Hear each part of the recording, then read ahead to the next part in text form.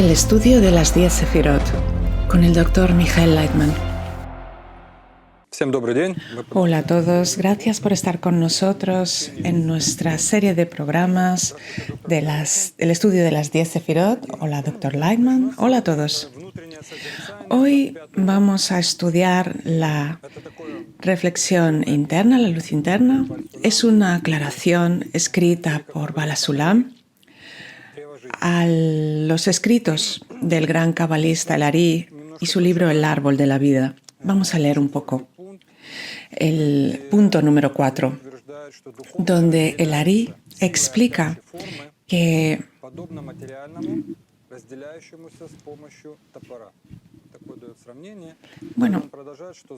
da esta comparación, esta explicación de que lo espiritual es dividido por la disparidad de forma y lo corporal es dividido como por un hacha. Tienes que saber que las entidades se separan una de otra solo por la disparidad de forma. ¿Qué es esto? Dr. Leitman, es el deseo, es decir, es la cosa más importante en la creación, el deseo.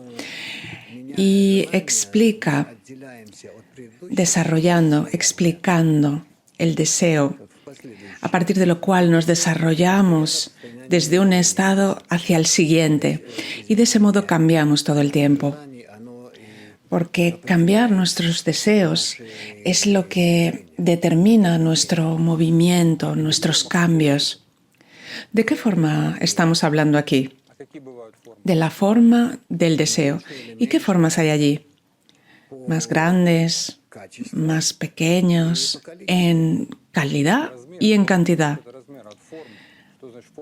Pero la forma del deseo, ¿qué significa, Dr. Leitman? La cuestión es que no puede cambiar solo haciéndose más grande o más pequeño. Cambiar el tamaño cambia también la forma. Cómo se expresa ese deseo, a qué aspira, qué tipo de llenado es el que quiere. Entonces, los deseos, ¿qué tipo de formas tienen, Dr. Leitman? Los que tú quieras, las que tú quieras. ¿Cuántas formas hay? Dr. Leitman, es imposible decir, imposible. Una cantidad infinita. La forma no es la intención y la dirección del deseo. Dr. Leitman, intención, dirección, llámalo como quieras. Pero yo pensé que la intención era o para ti o para los demás. Sí, pero para ti o para los demás eso puede tener muchas variaciones, puede ser algo muy diverso.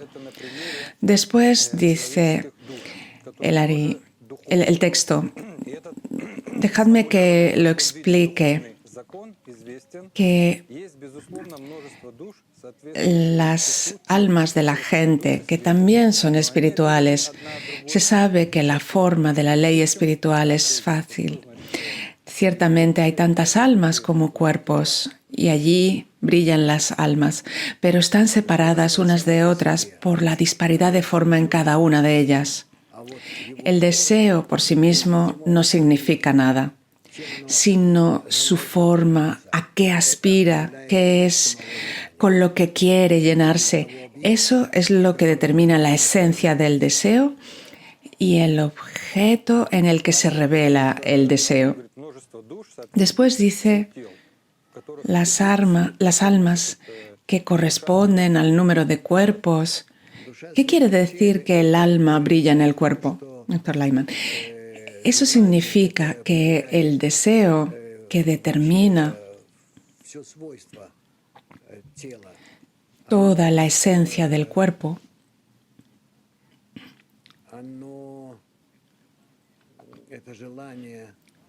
ese deseo puede hacerse más pequeño, más grande, puede adoptar diferentes formas. Y de esa manera, constantemente, hay una evolución en la cadena de la forma del deseo en carácter, en tamaño, y eso es lo que diferencia a unos deseos de otros. Eso es lo que los distingue a unos de otros. El deseo interno es lo que se define como alma y, por lo tanto, también define cuál es la esencia de ese objeto, qué es lo que realmente quiere y a qué aspira, a recibir para sí mismo o para los demás, preocuparse para sí mismo o por los demás, etc. Todo eso separa las almas unas de otras y las distingue, las hace diferentes en la distancia entre ellas, en la calidad, la cantidad. ¿Qué es esa luz que llena el alma? El llenado del alma es la luz. Entonces, estos deseos están llenados con, digamos, placer o sufrimiento, y eso es lo que se llama alma. Sí, eso es la luz del alma. Después, en el punto 5, Bala Sulam dice: se sabe que no hay pensamiento o percepción en absoluto acerca de su esencia y no hay ningún nombre o apelación en él. Todo lo que no alcanzamos, ¿cómo podríamos definirlo con un nombre? ¿Cuál es la esencia del Creador y por qué no podemos alcanzarlo a él en su esencia? Dr. Lyman, es porque no tenemos kelim, vasijas para eso, no tenemos percepción para eso. Solo podemos de algún modo acercarnos o alejarnos de su deseo, de la cualidad de él, del Creador. Y de ese modo es como si pudiésemos definir o sentirlo, pero en ningún caso podemos sentir su esencia, porque su esencia es su forma inicial que no puede ser percibida por nosotros en absoluto. ¿Qué es su esencia? ¿Es un pensamiento? Dr. Lyman, es más allá del pensamiento, es él en sí mismo. Entonces, Bala Sulam alcanzó que no podía alcanzar al Creador en sí mismo, y eso mismo ya de por sí es un alcance. Dr. Lyman, sí, eso ya es un alcance, pero eso es todo lo que el hombre puede alcanzar y no más allá. Entonces, ¿por qué el Creador nos muestra algo que no podemos alcanzar?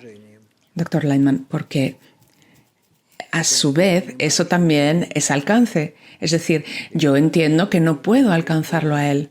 Y eso me dice no solo acerca de los límites de mi alcance, las limitaciones, sino acerca de lo que he alcanzado también. Entonces, la Kabbalah dice que podemos alcanzar la actitud del Creador hacia sus criaturas, pero no podemos alcanzar la esencia del Creador en sí mismo. Correcto. Y después dice: todo nombre implica alcance, indicando que hemos alcanzado eso como nombre. ¿Cuáles son los nombres del Creador? Los nombres del Creador son los que podemos alcanzar en su revelación hacia nosotros. Y de esa forma es como lo llamamos a Él. Le damos nombre de acuerdo con ese alcance, no de acuerdo con su esencia. Es decir, hay algo que se llama Creador, que es lo inicial, lo primero, y eso es algo que no podemos alcanzar. Pero su expresión hacia nosotros, su pensamiento, sus cualidades en relación a nosotros, eso sí lo podemos alcanzar. Y eso es la conclusión y el propósito del estudio de la sabiduría de la Kabbalah, alcanzar al Creador en relación a nosotros. Entonces, hay un cuerpo, mi cuerpo está al deseo, y ahí se revela un tipo de llenado, y lo que siento lo llamo por un nombre. ¿Y esos son los nombres del Creador? Sí. Lo que yo siento como revelación del Creador en relación a mí mismo, eso es lo que llamo nombre del Creador. Ese es el nombre del Creador, es su revelación. Es su actitud hacia mí. Bueno, yo tengo una gran cantidad de deseos, todo lo que se revela en mis deseos, lo que siento, lo que alcanzo. ¿Eso quiere decir que le puedo llamar con los nombres del Creador? Precisamente, exacto. Lo que tú sientes, esa percepción, esa sensación del Creador son sus nombres. Sí. ¿Y los deseos egoístas de la persona también? En ellos también. No puedes sentir nada más que eso. Lo que tú sientes, siempre, lo que sientes es el Creador. Ahora tengo un deseo de café. Eso también es la revelación del Creador. Nosotros estamos todo el tiempo dentro de Él y conectados a Él y no experimentamos nada nuevo. Después, en el punto 6, Bala Sulam escribe: no obstante, debemos entender esta pregunta de nuestros sabios que preguntaron si el propósito de la creación era deleitar a sus criaturas. ¿Por qué creó este mundo túrbido, corporal, atormentado? Sin él, podría deleitar las almas mucho más como él quería.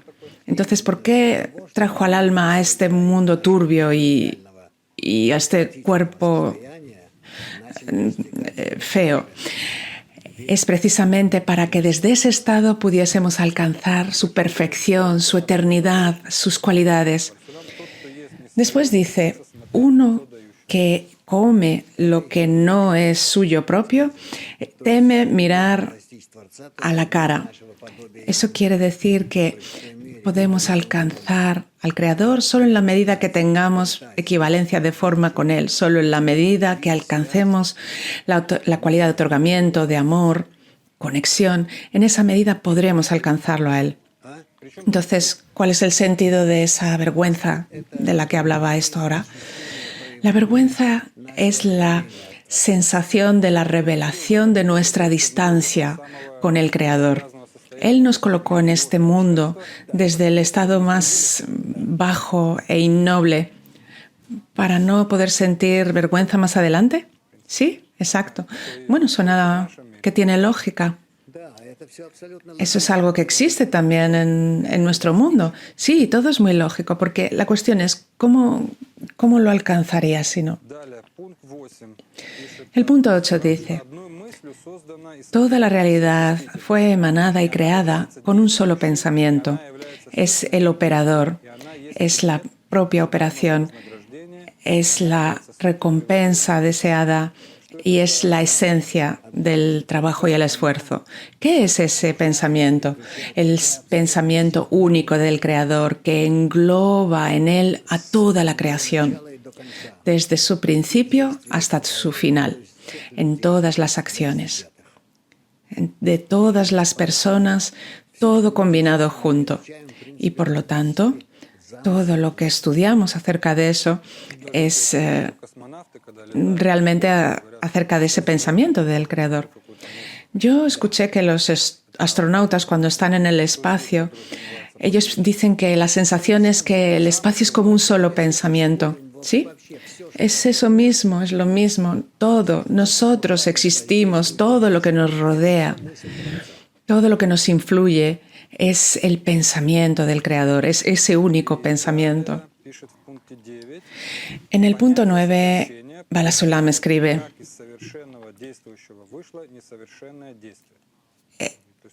él explica el asunto de la restricción, que explica cómo una operación incompleta emergió desde el operador perfecto, que la criatura aparece después de... Estoy saltando un poco y ya hablamos después de la restricción, pero ¿qué es esa restricción y para qué?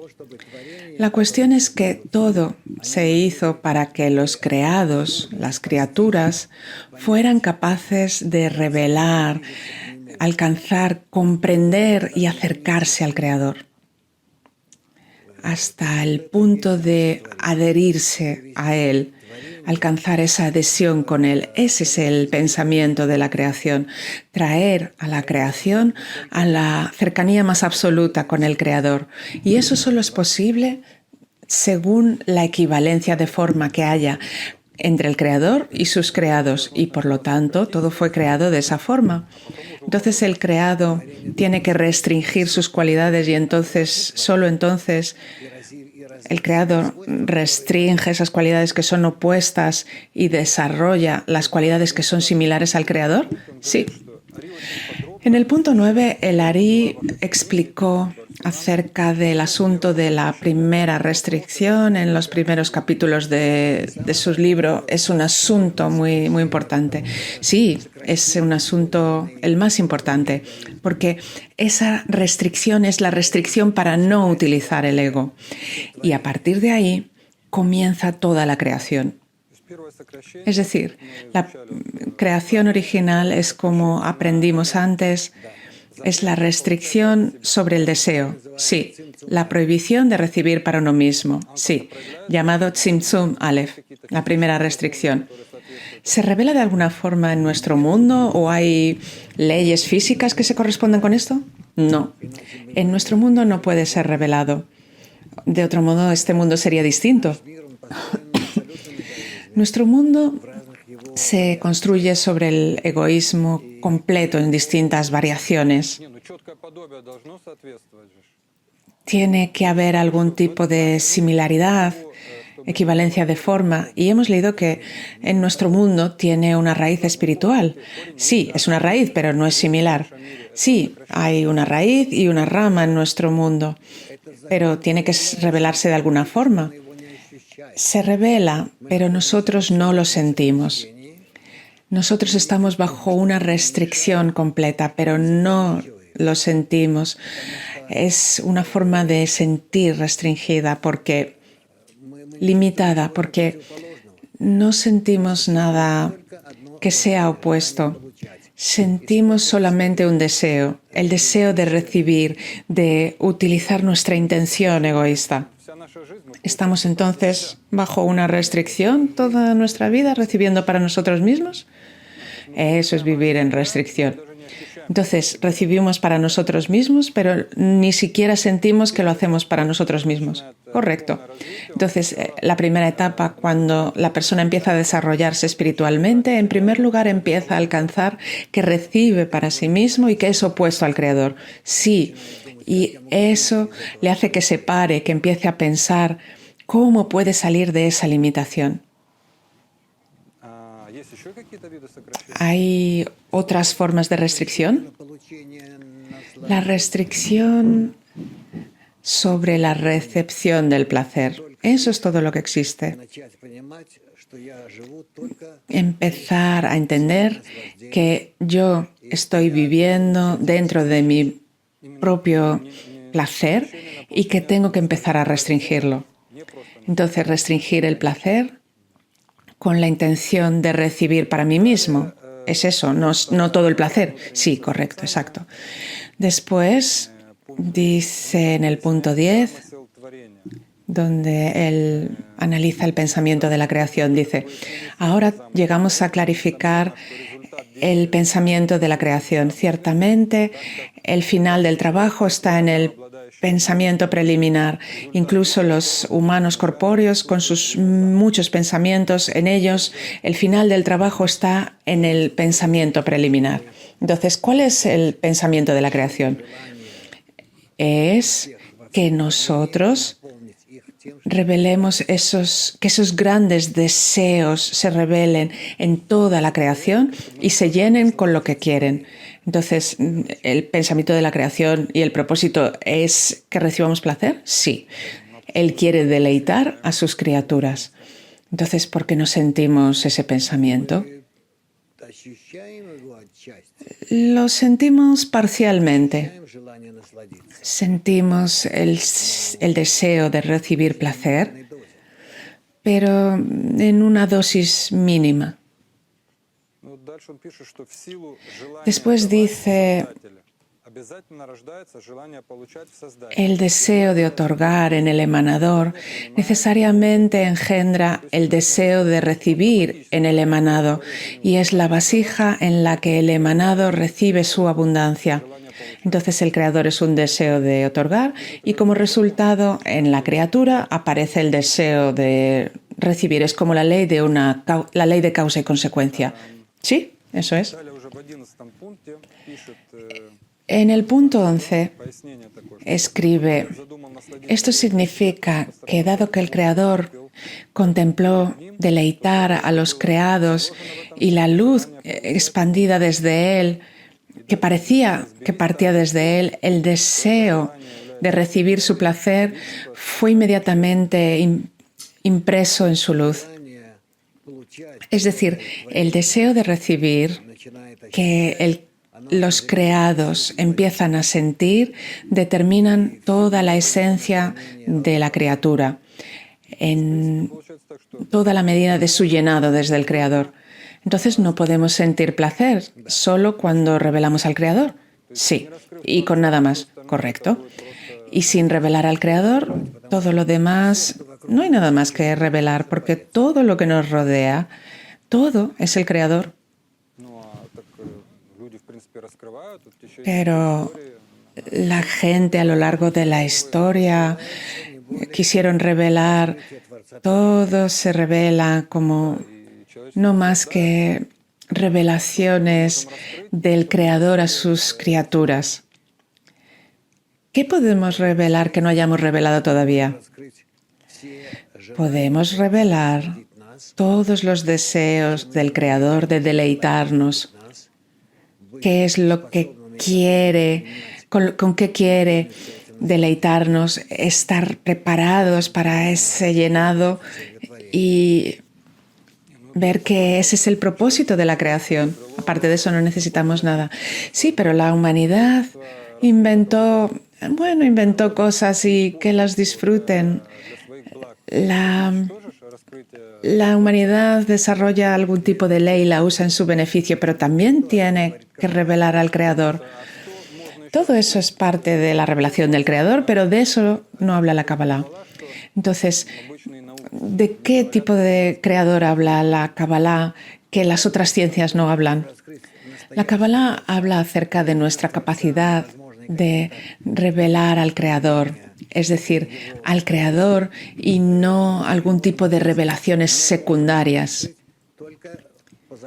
Y solo lo podemos revelar por medio de la ley de equivalencia de forma. Es decir, si en cierto modo puedo ser un otorgante como el Creador, yo entonces también puedo revelar esas cualidades de otorgamiento y entonces sentiré al Creador.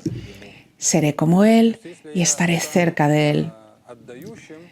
Entonces, si yo me vuelvo otorgante, tal como si ahora yo empiezo a ver desde dónde puedo recibir, empiezo a decir qué puedo darle a los demás, entonces tú podrás sentirte como el Creador en una cierta medida.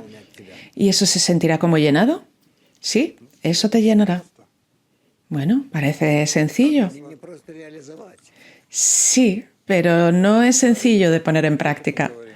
Sí, no hablamos acerca de ponerlo en práctica en nuestras lecciones. Bueno, puedes imaginarlo de alguna forma, una persona que da a alguien y que obtiene placer de eso. Sí, sí. Pero imaginarse eso que así se revela el Creador es un tanto extraño.